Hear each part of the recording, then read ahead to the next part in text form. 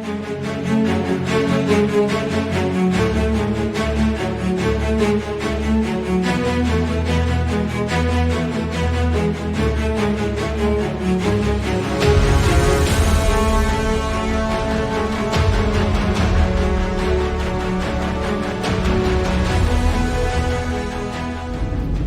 morning, it's a glorious day here in Norfolk, so I thought I'd meet up with my friend Steve and go visit the crash site of Liberator 42-50457, which was Dragon Lady. So, as I said before, we're kind of in the beginning stages of this, so not all information is correct at the moment, but this is just about finding the crash site so we can get a better idea where it is, and then on anniversaries we've got somewhere where we can bring some flowers and commemorate the guys that lost their lives. So where we're actually going is, well, it was called Ersham Forward Ammunition Depot, which was US Army Air Force Station 545. It runs along, which is now the bypass, Bungay bypass. That is where Bungay railway station used to be, which technically it's in Ersham. So the train line ran directly down there, adjacent to the bomb store at Ersham. I think there's about 8 platforms left now.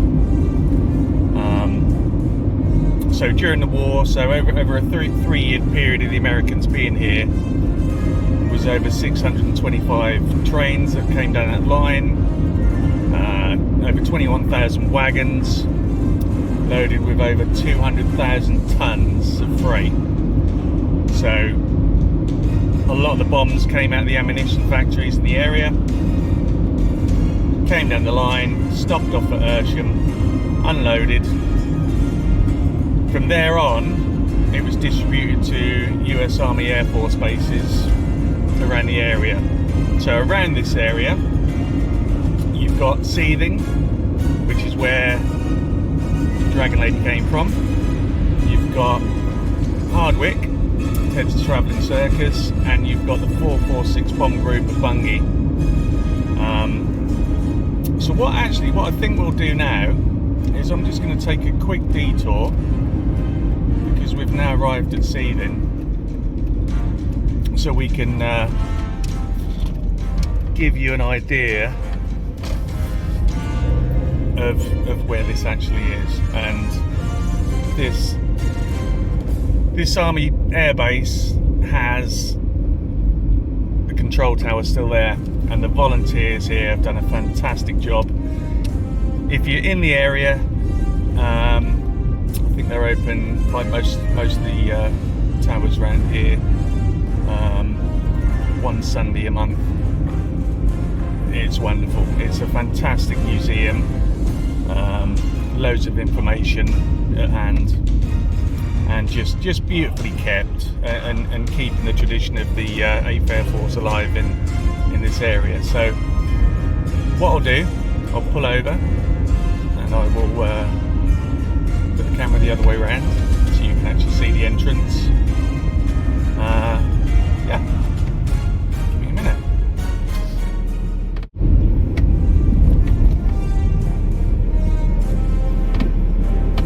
Right, so here we have Toad Lane, and sometimes in the winter you can see through the trees up here on the left. You've got the Nissan hut at the back, and it's wonderfully done, this tower, beautifully looked after, fantastic museum. You've got a Nissan hut and a beautiful memorial. You can come and pay your respects at. So if you can see here, you can see the top of the control tower, and hopefully the gates are open so we can get a good look at it before we head on to Ersham Bomb Store. Let's have a look. Fantastic. Yep. So let's turn into here. So this was station 146, 448 bomb group. We've got some scaffolding up at the moment. Having some work done by the looks of it.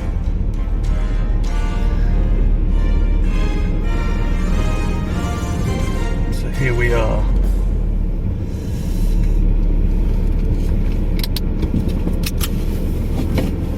So I've just been given permission from Richard at the control tower in Seething to come up onto the top of the control tower and see where Dragon Lady would have taken off from on the 7th of December 1944.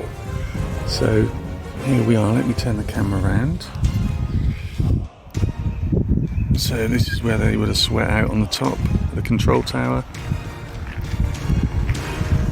and the runway would have been all the way across here, and is still in use by the Seething Flying Club, I believe.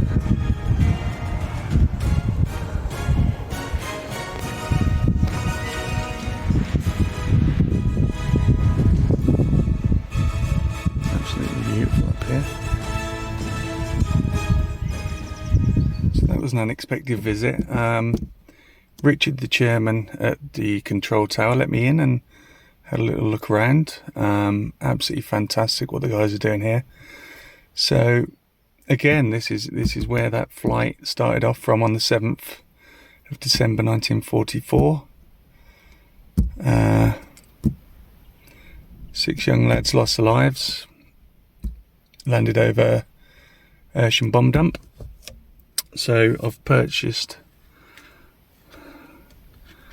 448 patch and also the 715 bomb squad patch as well for the 6 lads that passed away. And I thought, why not? I'm a sucker for a pin as well, so the 448. Right. So here we're actually on what would have been the old railway line coming into Bungay, and then straight over the roundabout, straight into Ersham. Let's go and pick up my friend Steve, and then we'll carry on to the bomb depot.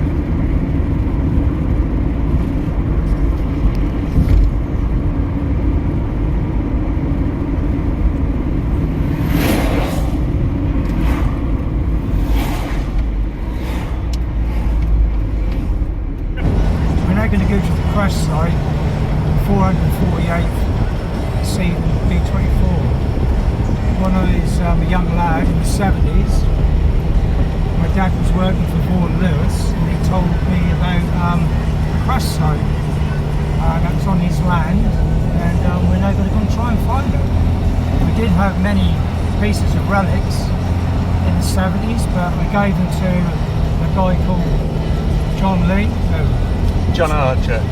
Yeah, that's the one. That's fine. Yeah, we have to do it again. That's cool. But anyhow, I had loads of relics and I gave them to a guy called John Archer, and don't really know what happened to them after that, but in some ways I wish I'd kept them. But we're going to go and try and find the crash site again, isn't it? So what we know is that this plane, we think it's Dragon Lady, came down on a night flight, clipped 2 trees, and it came down out here by the bomb dump. That's correct. That's kind of like Dent and Ersham, really. So, I mean, on some forms I've seen that it was classed as Bednam, but on the official crash record it does say Ersham. There was one of those sidings just there. Okay. Shall we go back to that, or? Yeah, we'll do it on the way back. Okay. I think from what I've seen, there's probably 8 of these bomb loading platforms still left. Yeah, there's one just back there, and you've got Ersham Hall just over there. It's in the hedge. So I guess the bombs were they were all around here. They were kept all around here in the woods. Yeah, so this would have served Stephen Hardwick another concrete road there leading Bungay. to a bomb disposal place. Well, that's where they used to keep them there. There's also, I think, a borehole there for fresh water. Okay. We're now going to come up to one of the places where they used to offload the bombs. just round this bend here, and we'll stop and I'll show you. Yes, I mean, a lot of the locals, they bonded really well with the American Air Force, didn't they, out here? I expect the women did. But yeah, a lot of the families out here, they'd had seen their children go off to war, hadn't they? And Yeah. when the Americans came, they sort of, a lot of the families did the local laundry and really looked after them. So They did. I expect the pubs were quite full. yeah. Because there was a pub over at Gunn, and I expect there was plenty of servicemen in there as well. Used to fill the pubs, didn't they? Just trying to, that might have been called the King's Head, I'm not sure, but that's long gone, like most of the pubs around here. So you would have had the Flixton Buck. Yes, you would. That's where a lot of the 446 used to drink. It's a big pub. Yeah. Actually in Bungay as well. Yeah. But then they used to take, they used to have like the dances, didn't they? Where the buses used to collect all the girls up from the town and Holston, Yep. Beccles, all the same. You had Horham not far away from Holston. You had Thorpe Abbots, B-17s there. I think Horham had B-17s as well. All not too far away. I mean, my dad used to take me to Flixton, so that was my first love and passion. But as you get older, you realise the scale of the proceedings here during the war. And I'm up in Norwich now, and you've got Horsham St Faiths, you've got Rackheath, you've got Outlebridge, loads, absolutely loads. And in their own right, the people that live in that area look after them so well. Any places that are left, there's always volunteers trying to keep the memories alive. So I think that's what we're trying to do, really, is just remind people.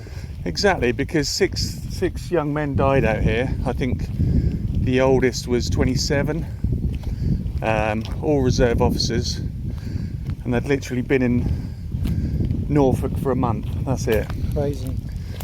And they had a night training mission, clipped a tree, and that was it. They ended up over here. Very sad. Still plenty of trees to clip even now. I originally thought I always thought this was a Hardwick aircraft. Since I've met you, that I've learned that it was actually from Seatham. Well, we're hoping, never knew that. we're putting bits together, because good friend of ours, John Archer, who was a fantastic historian, knew my dad from when they used to go up as kids to get the ration tins. He could tell you anything about everything, couldn't he? I really wish he was still around now, Yeah. because he could tell us straight away, you know, in detail what really went on here. I mean, I think his last interview was for the Return to Hardwick premiere, That's right. and he was sharp as a tack. John could tell you anything. Well, he wanted to be in the United States Air Force. Didn't Yeah, he did. Yeah. But obviously, he couldn't join up because he wasn't an American citizen. Well, I think he was about 15 when war started here. Yes. But so I found an interview with him from I think it's about 1998, you know, and that says, you know, that he can remember a Liberator from Seatham coming down and hitting a tree, going over the hedge and into the Ayrsham bomb dump. Really? So this is the one. So I'm putting two and two together here. Basically from the number that I found on the crash paperwork. So that was 42-50457, which at the moment we think it's Dragon Lady. Obviously with these 6 servicemen on board. There'd normally be more than 6, wouldn't there? Yeah, I mean, this is a training mission, so I'm guessing because they'd only been here a month, Yeah, they were just they're acclimatising learning the ropes, themselves. Yeah, the exactly. aircraft and the vicinity and the airfield they flew from. But you've got to imagine, I mean, everything around here looks the same from the air, doesn't It it? does, doesn't it? So it's quite easy Do to you know get what month they disorientated. crashed in? What month? Yeah, so it's 7th of December Was it? 1944. Okay, Christ, winter time. Yep. And wherever you look in this area, there's a lot of planes crashed upon takeoff, and a lot of them clipped stuff. I mean, there's the Sarah Jane at Norwich that hit the Higham Street Church at the bottom of Grapes Hill. Really? Countless others, just clipped stuff. So We haven't got too far to go now, probably another 5 minutes, and that's the other side of this wood. Obviously we can't go into the field because it's standing crops. yeah, And we haven't got permission, but we can see where it happened. I mean, I contacted a guy called Andy Wells from Seething, and he does loads of fantastic voluntary work for the 448, and he's actually got a file with pictures.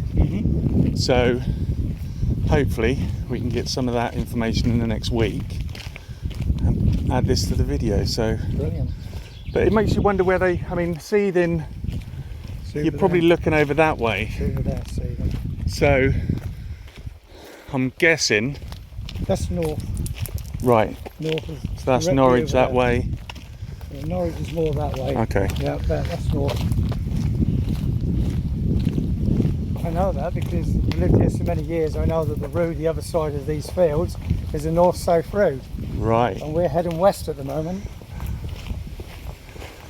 They must have, you must have loads of servicemen getting drunk and trying to find their way back to Ended the up in these station and woods. Up to all sorts, like any young man would. well, you think a lot of them sort of 19, 20 years old, as the first time out of America. You never know how long you're going to last. Of course you don't. Well, each day you don't know if you're going Just to. live from day to day. Exactly. But We're not far off now, like a few minutes. well, I said you've got a lot of volunteers that actually dedicate their lives to remembering these lads, but a lot of locals wouldn't even know, would they? A lot of younger ones, they'd never know No, what was on the doorstep. definitely not. I mean, this would have been an absolute hub of activity, wouldn't it? Yes. Vehicles everywhere, thousands of servicemen here. But now, The sky would be full of B-24s and B-17s, P-47s. Beautiful. That's basically what was around here. you could hear them, couldn't you? My dad used to say that's all you could hear in the morning is Not so many Mustangs here. That'd be more like what I've just said. that'd be Halesworth.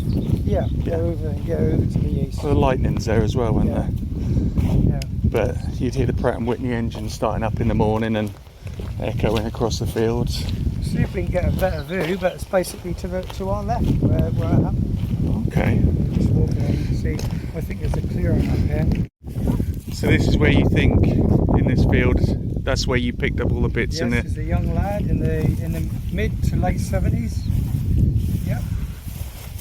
I mean, I think we've spoken before where farmers just found massive bits of crashed fuselage and just hurled them over the Crashed fence. here. So this is where Yeah, over there somewhere. Dragon Lady would have gone down here. Obviously, I don't know the exact position because we can't get onto the field to see if there's any artifacts, but there'll definitely still be stuff there because in the 80s I got a whole box full which I gave to John Archer, and don't know where they went, but I don't know if they went back to America, but this is the area just here.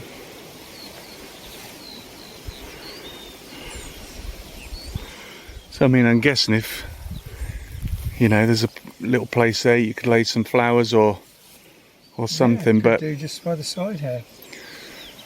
Yep. so I'm guessing this would have been, Unbelievable, isn't it? That went down here.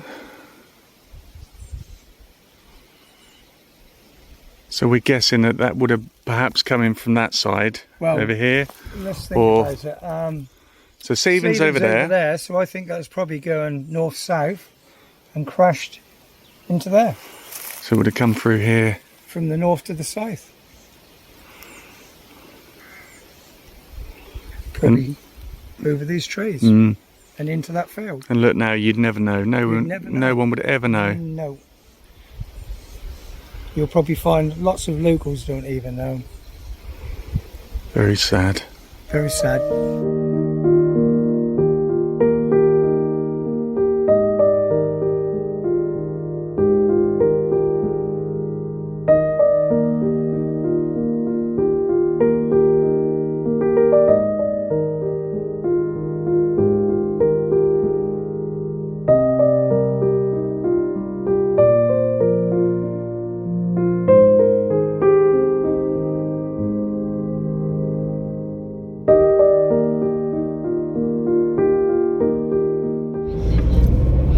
was thinking it's been quite an emotional day, to be honest. It's from that small piece of tail to you know, coming out to sea, then seeing when the lads took off, and ultimately seeing where they lost their lives. So it's